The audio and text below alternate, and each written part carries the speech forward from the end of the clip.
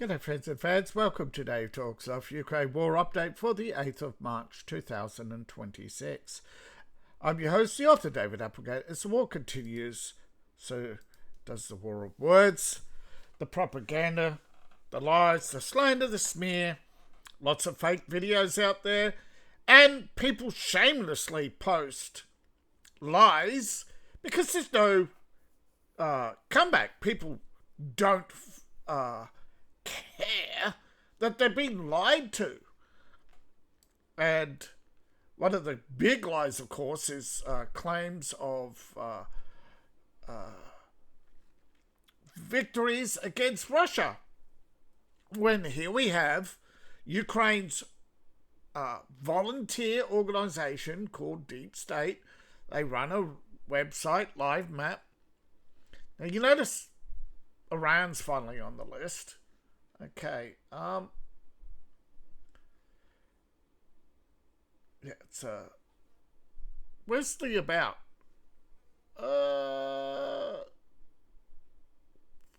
Wait, might be here. No, wait.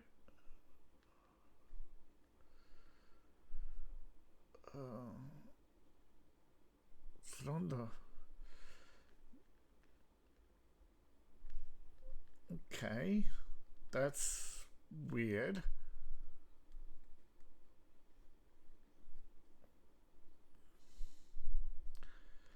The about is gone. With the little tells you about the Ukrainian volunteers. Probably because they've updated. But yeah, as you can see, the Mideast conflict has escalated, but it's missing. Let's see. Yeah. Let's see if swapping to Iran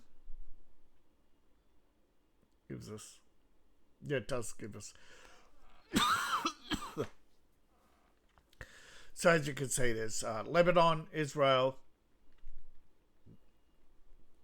There's Turkey and Azerbaijan are trying to get Iran to settle down. There's been a lot of strikes on Iran today.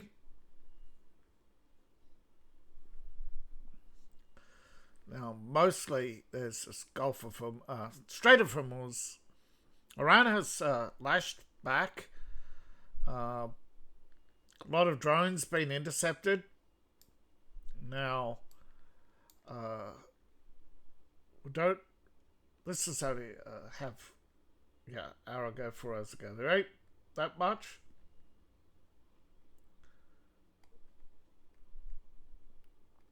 I think it's because I haven't visited this map. This is new. This is updated.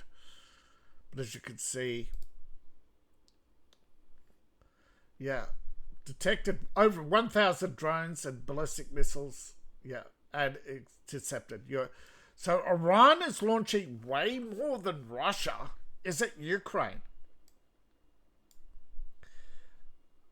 In the last 24 hours, Russia has only launched a couple of hundred drones and a couple of missiles. This gives you an idea of how low and how restrained the attacks on Ukraine are compared to Iran. A much smaller country is lashing out. And again, this is because I believe Russia told Iran to be restrained, to not engage the United States in its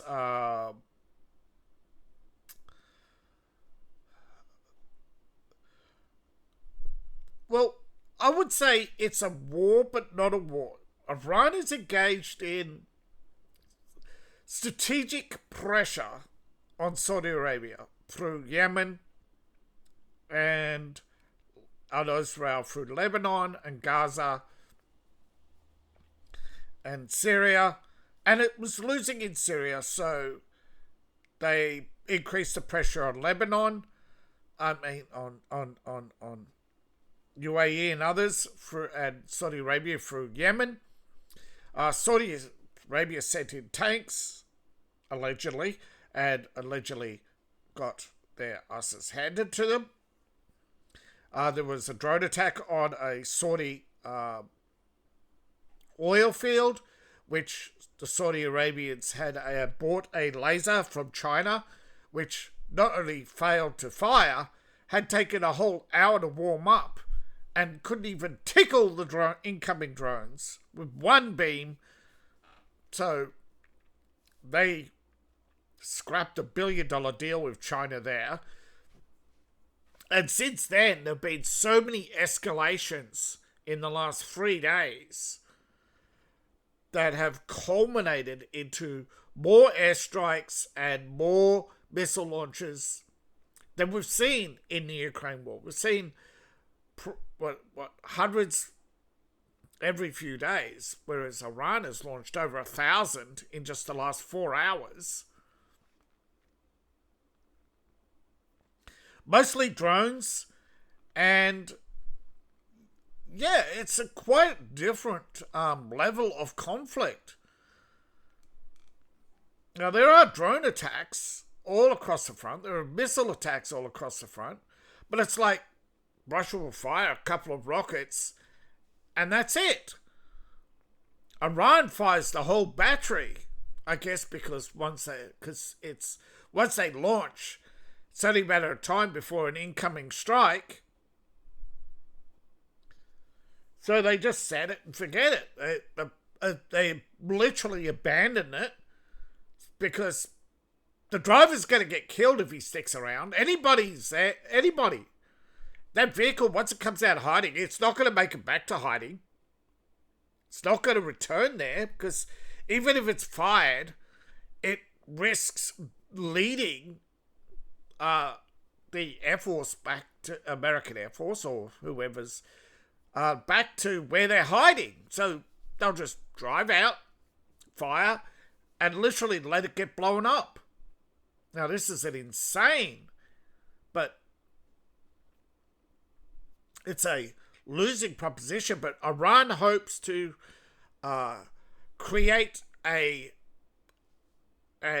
by the looks of it, successfully, costing billions of dollars in damage, and air defenses being set off and damaging the economies of the other countries with tourists turning away, widening the rift with Europe because Europe won't get involved, and now Europe is scolding the United States for attacking Iran because of the European energy deal. And so there's a war of words. There's Europeans accusing the United States of ruining our economies. Well, they were see, because most oil out of Iran goes to China. It's a huge, but there's oil that's been going to Europe as well and other countries.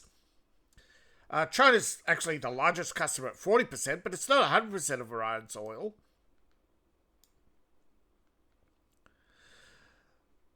So, what we have is more drones and missiles in one day than Ukraine. So, as well, not just what Russia's launched, but what Ukraine has launched combined. So, when I say this is a low-intensity war and the slowest advance of any army since the Battle of Somme, you now actually understand. Because the sheer size of both armies is reduced to, what is it, 10, 20%? There's less than a quarter of the army engaged.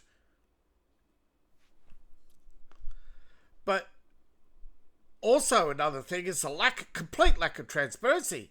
You're getting more out of Iran, from Iran, showing than anywhere in Ukraine. Even you get more news from Russia than you do from Ukraine. You get more news from anybody but Ukraine. Ukraine refuses to show the damage. Ukraine refuses to back up its claims of low casualties. It refuses to back up its claims of inflicting high casualties on Russia. Yet when there's a body swap, the Ukrainians have hardly any bodies to show, while the Russians have a large number of dead Ukrainians.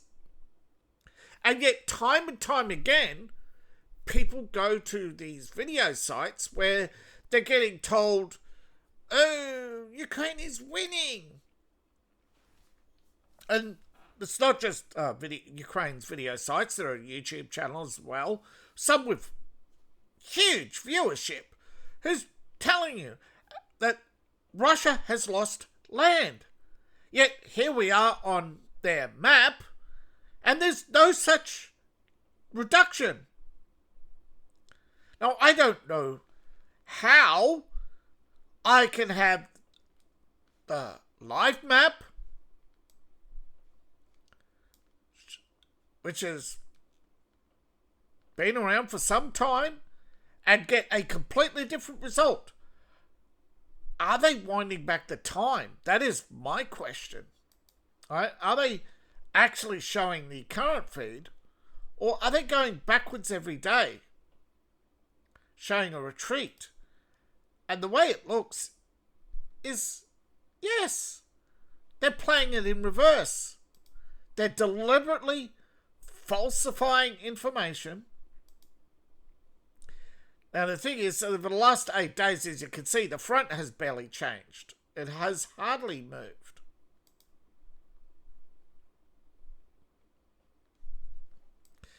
The latest is a series of evacuations here in the north. The Russians and the Ukrainians are fighting up here. Russians have broken through the Ukrainian lines. The Ukrainian lines have held here and in here, but the Russians broke through and near the outskirts of Zakharin. Now, in other areas, the Russians haven't broken through, but they have overrun positions here, but not broken through. They've only gone as far as the trenches. In other areas, they are bogged, like in Rudi. In Koskovia, they have launched... Russia said today they launched a missile attack on Koskovia. There's no missile attack launched, according to... They show it up here. So, who is what, where, and why? And now you start to understand why there are so many channels with different information. The maps themselves. My map doesn't seem to appear to match other people's maps. And the only thing I can think of is they're using the wrong date. But I also notice a lot of them don't have any news feed on the side as well, or any dates. But most of the front is frozen.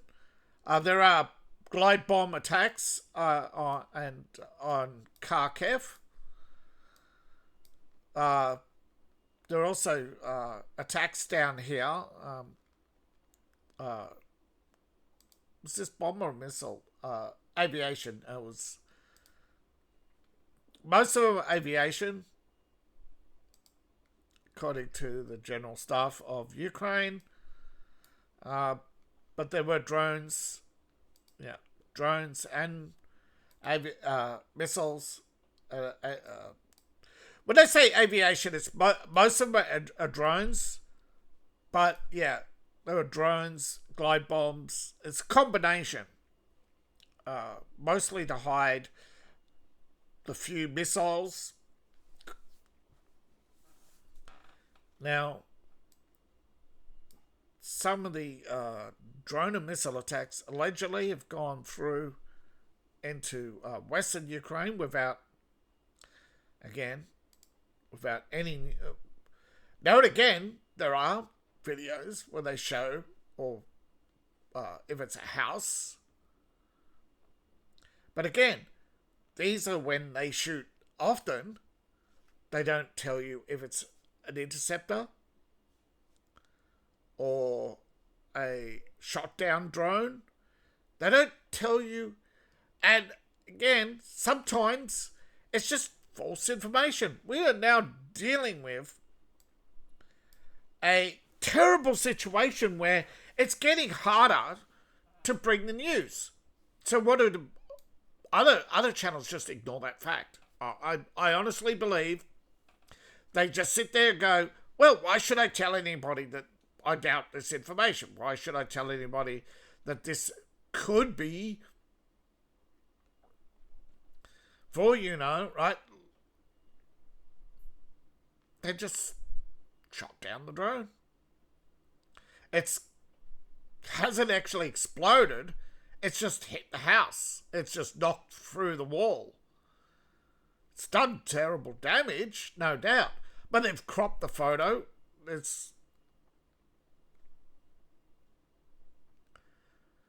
But yeah, it hasn't exploded.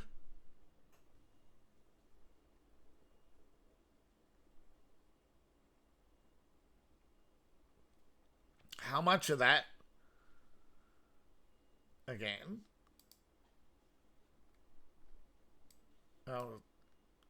does not appear, or, see, look at that. They'll blur out their own inconsistency. Why would they want to blur that out? What are they hiding? What is the level of dishonesty around Ukraine, particularly amongst other channels reporting on Ukraine? And I don't mean just small channels either. I mean Times of India, BBC, The Telegraph, The Sun. None of them want to bring you the truth. They just want to... And I heard a good explanation of this. It's called the Mr. Beast effect. Because Mr. Beast's drawn so many young people to his hyper-sensationalization videos in the past. Everything's the biggest, the greatest, the most terrible, the most sensational. So more and more YouTubers are copying that style because it's the only way to get the audience now. But for some, it just doesn't work. They don't either have the pep, the appearance. They don't have the topic that matches the...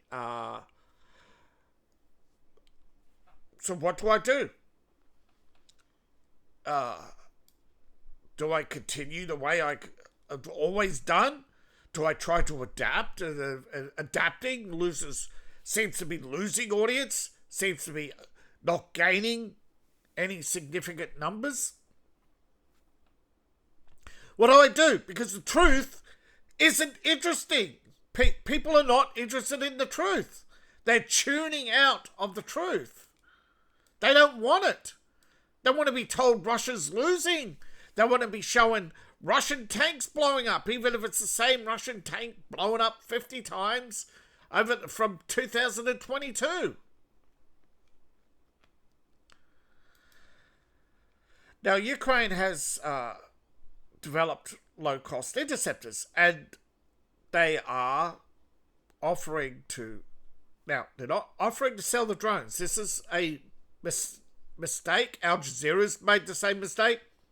According to the Kiev Independent, they've offered Saudi Arabia help in setting up a factory to create interceptor drones. Now, Mohammed bin Salam has taken Zelensky's call. They have discussed how to deal with the threats of the drone attacks.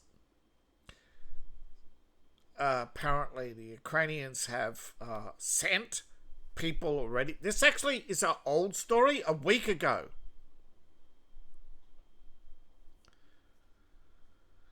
And since then, they have not updated. Now, Ukraine has sent a couple of drone experts, some interceptor drones, tested them in the field, showed them off, and they're currently moving. Well, they say between 1,200 and 1,000 and 2,000.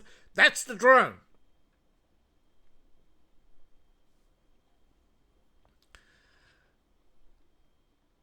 The majority of that, yeah, is the explosive. Now they are small, but they're not big. They don't need to be big because all you need to do is get the drone to detonate or break it. Now, according to this, they are going to be moving from prototype to mass production within months. Well, they've already set up a factory in England, Poland, and they've got starting to work in. They didn't say Saudi Arabia; they said in Kuwait. But Saudi Arabia is also looking to produce these drones.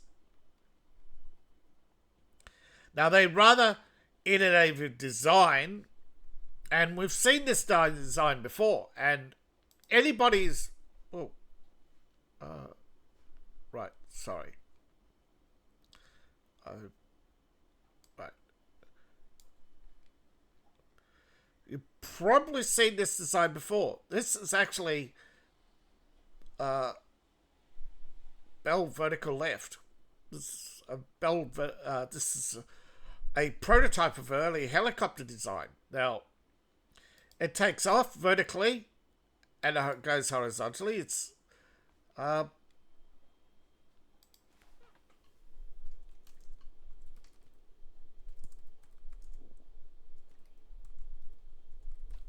lot of designs go back to World War II, and there was a attempt during the final phases of the war to develop a vertical lift. There we go. Is this one?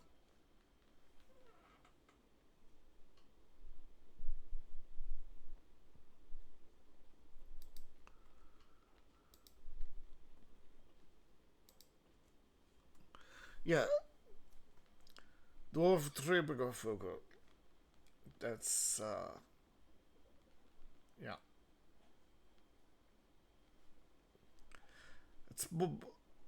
yeah. So now the drone goes horizontal and can fly in. Now, it doesn't use a proximity fuse, it uses a contact fuse. And it is one of the things that has to be there. You can see the contact fuse there on the side. That probe has to see there's the exposed wire. One of the things these drones have to be is faster than the drone. It has to be able to track down the drone and catch up with it. So it has to be faster than the quadcopters or the Shahids. So it can't intercept anything like the FAB 500 because they are jet powered now, and a lot of Russian drones are moving to be jet powered. Alright, so here it is. Yeah, these drones, why they're so cheap, is they're predominantly 3D printed plastic.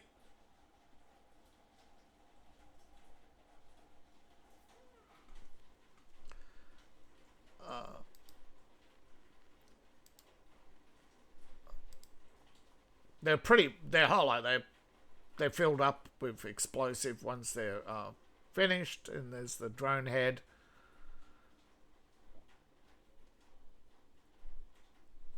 And that's it. There's nothing much to them. There's the point of contact. They put a safety cap on it, of course, because you ship it without that on. Oops. Yeah, so this is pretty much both sides now have Russia's got the one on their little slingshot, which looks like a mini Lancet. So they're all now racing to, every time Russia comes up with something, Ukraine copies it. Every time Ukraine comes up with something new, this is they're pretty on par with each other technologically. They're neither side is escalating too much compared to, say, Iran, who's escalated huge. But there is some escalation, such as here where Russia admits a fire at Amaver. You can see it's a pretty big fire. They say it's at the air depot, about 200 square meters. That's small for an oil fire at a depot, but you see it's one of the buildings was hit on the roof, and fire has spread through it. Now, yesterday, it reported that Zelensky had made threats to Viktor Orban, and the European Commission has retaliated today, which was unusual. Now, Russia's reporting an older story. The story was actually... They're reporting it today, but Hungary actually reported this 2 days ago. And they repeated the story yesterday. So yesterday's story that I told you was an update to this story. Now, when this story came out, this was just after the release of the Ukrainian bankers. Yesterday, they released an update to the story on Hungary. Now, BBC is reprinting the Hungarian story. Now, the Hungarians released a story yesterday in which they said the Ukrainians were not bank workers, but Ukrainian intelligence, including a former general, right? And they had no explanation and refused to explain the $80 million. Now, it was actually in form of euros, and 9 kilograms of gold, which were in the form of small bars. Right, they were arrested and detained on suspicious money laundering. The Ukrainian tax authority is still holding the money, apparently, and it's not the only one. According to this, 900 million US dollars, 420 million in euros, and 146 kilogram of gold bars have been transported to Ukraine. So over $2 billion. Now, the arrest comes during the Hungarian election campaign, which wasn't mentioned before. There's a month to the vote. Hungarian reports that officials for Hungarian counter-terrorism made the arrest. Now, according to this, the Ukrainians, there's the oil pipeline, have deliberately cut off the oil pipeline that flows to Slovakia and Hungary. Now, there's a pressure loop. Equalized pressure. According to this, according to the Ukrainians, it was damaged by the Russians, but as you can see, it's nowhere near anything that's really... It's not even marked on the map. That's the problem.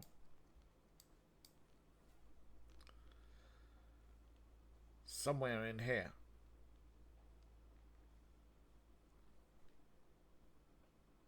Yeah. Hungary released 7. See?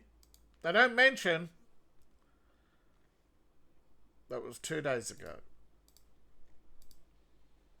They don't even mention that there were Ukrainian military officers, one a former intelligence officer, a general, known. So it's quite the war of words, quite the escalation for the war of words. But so far, Ukraine has just pretty much now ignored. Now, are they sacrificing the money? What is Europe asked to have happen? Is this money going to be returned to the bank? Who are the rightful owners? A lot of questions have not been answered, and Ukraine refuses to answer them. And nobody in the world seems to be very curious about the billions, where it comes from. Are these the proceeds of arms sales? Why aren't they being moved through legitimate means? Why are they transporting them overland for distribution? And again, I can only think that it is an illicit arms deal from purchase by Ukraine, which there have been allegations that Ukraine has been purchasing ammunition and explosives from China through Indian brokers and brought up through Romania and transported on boats to hiding amongst the cargo ships to the below Odessa there. So again, we do not have anything other than rumours, but what we do have is a lot of suspicious activity. Europe has only told Ukraine to knock it off, to stop threatening Viktor Orban. That Orban says that Budapest will use political and financial tools to force Ukraine to reopen the pipeline. They want Ukraine to end its war and stop forcing ethnic Hungarians to fight for Ukraine, or release them to allow them to leave the country. So far, Europe has ignored all that. There seems to be nobody really interested in ending this war. The peace coalition, I think, that Scott Ritter put together has fallen apart again. Divided over Israel again, divided over Gaza, divided over Iran. Some of them are 100% consistent that they are against all wars, but there are just so many peace groups that are in this coalition that are very selective in which wars they oppose and which wars they support. And a lot of them want to support Iran. Now, Russia, of course, is supporting Iran. They have sent missiles, allegedly, but we have reports China has sent air defenses and missiles as well. But that was actually an older story 2 days before the US attack. So there could have been noticing that the US were building up in the region, and China tried to get its ships out, but the US struck, and the Chinese ships were caught in the Strait of Hormuz. Now, there's different reports on how many ships there are trapped there. It's a total mess. The media is in a bad state right now, in which nobody seems to be verifying their stories or getting their stories straight. Now, there are, of course, you don't always know how many drones, and as the information flows, one after every hour, that number is going to go up.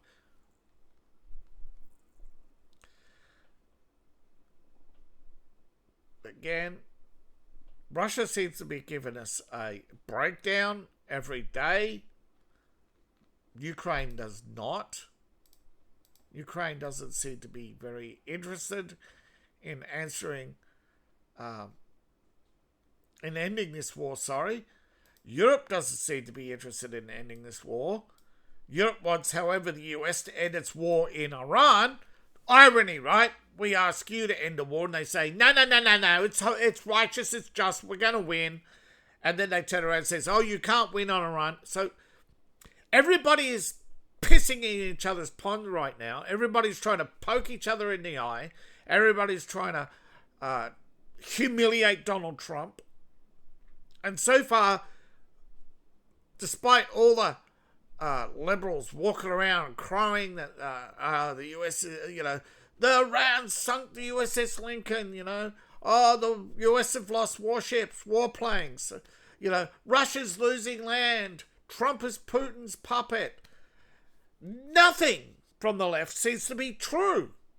Yet so many people love to be deceived. And yeah, it's low IQ clown world. And there just doesn't seem to be any end to this clown world. And there just doesn't seem to be any glimmer at the end of the tunnel other than oncoming light that says we're all in deep doo-doo. So here we have what is the map in its current state. And clearly, after refresh, you can see that there's a clear advance. Very clear that Russia has advanced in only a few areas. They are closer than before. They're closer than before to these towns outside of Komovskia. So it may not be much, but where's the land lost? I can only see them repeating the same story every day about Russia losing land. Can only come from Kupiansk, and that was already ages ago. In which they gained what they lost here. They gained down here. And they've gained in the north. Not much, but they still gained. Right? And they've taken control of more of their border, which, because of the prior friendliness they had a lot of Ukrainians literally living on their border, literally living inside Russia, on the Russian side of their border. And this has been a long task to sort out who stays and who goes, and trying to stop infiltration across their large border. Russia's been using electronics. Remember how they want to use electronics on the US border, and of course, as Russia found out, electronics ain't stopping smuggling.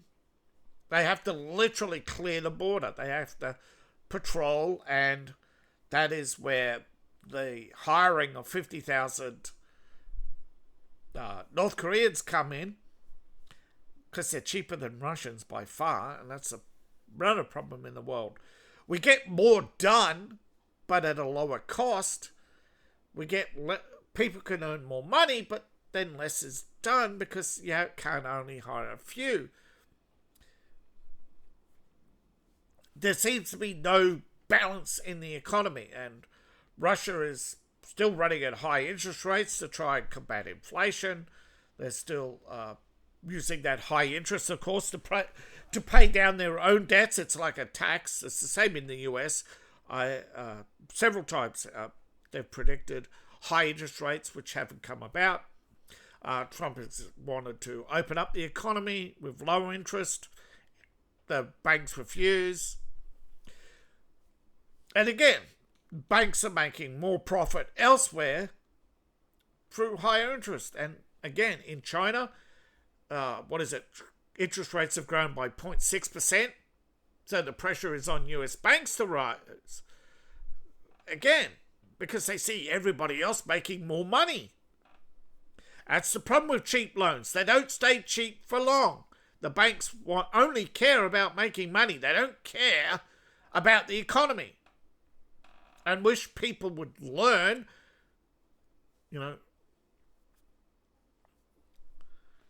But people don't, do they? And it's pointless keep asking people to learn when, no matter how much you point out that this is a molasses crawling shit show,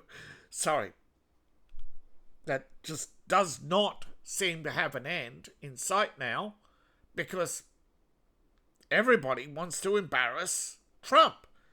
And it's not going to end well for Zelensky. It's not going to end well for Putin. It's not going to end well for anyone. Ukraine is going to hurt everyone involved now, because everybody is just now in a race to the bottom to, it's hard to argue sometimes. Feminists say, look how emotional men are.